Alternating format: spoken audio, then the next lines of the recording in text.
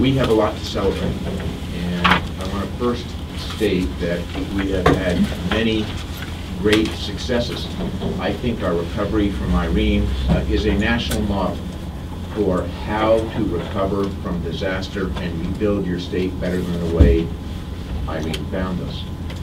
That's not to suggest that we don't have challenges ahead. And one thing we have said is that for those that got hit so hard, lost their homes, lost their businesses, lost their belongings, lost everything materially that they cherished, this is a very tough and will be a long recovery. There's a lot of work left to do, and therefore I have asked Sue Minter, our recovery officer, to stay on in her job as recovery officer until the end of 2012.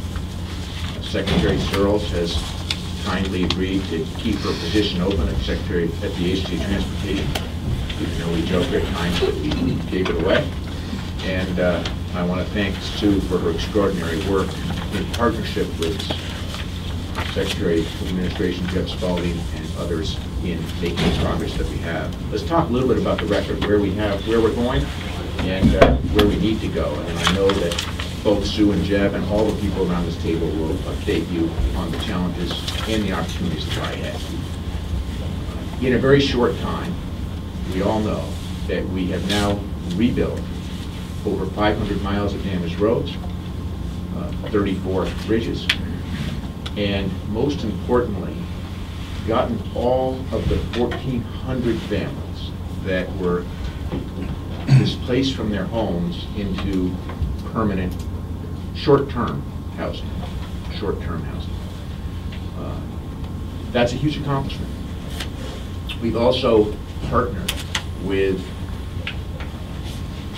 many federal partners.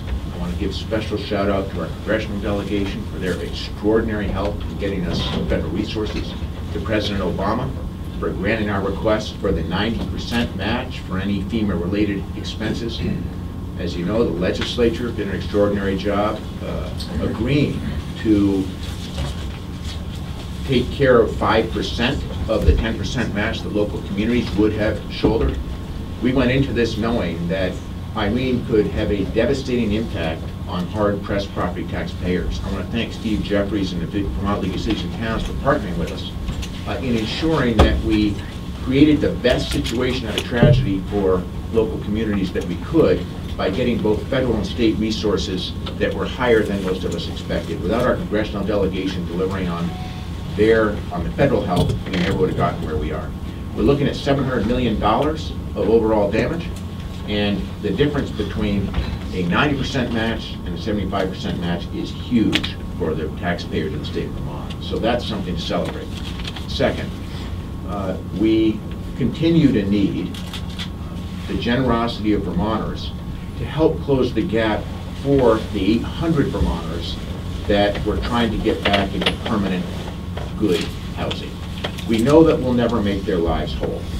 We know that they will never be able to enjoy the things that they did pre-Irene. But what we can do is ensure, in the spirit of Vermont, that we get them closer to whole than any other state would. That means that the kind of work that Chris Graff, David Coates, and others are doing, raising the dollars, the $10 million we so desperately need to help those folks as a last resort, must continue. It requires Vermonters to not forget the 800 Vermonters who are still in harm's way, who still are living in places that they wish they weren't living. It requires us not to forget the businesses that are still not back up and running.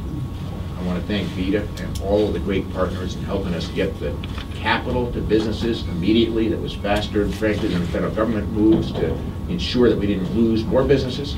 But there are still many downtowns, from Wilmington to Waterbury, who are struggling. Finally, I just want to give thanks to my team around this table. And when I say that, I don't just mean the administration, but I mean all the partners who helped us out, who haven't given up, haven't forgotten, continue to push forward. And we have a lot more work to do. Both Sue and Jeb will walk you through that. But we must never forget the farmers who are struggling because so much farmland was lost, the business owners who are struggling because they lost their businesses, and that's both their love and their income, and the homeowners who lost everything and still need us to help them get back on their feet.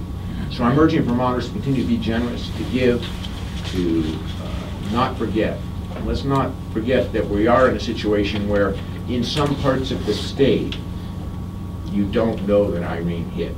And I want to urge those of you that might live in those parts of the state to not forget to get in the car, go visit the many communities that were hit so hard.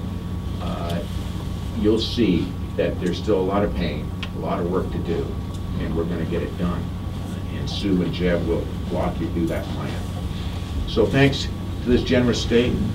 In closing, I would say you will never find a spirit of community, of taking care of neighbors and strangers, of ensuring that we take care of each other, than you'll find in the people of the state of Vermont.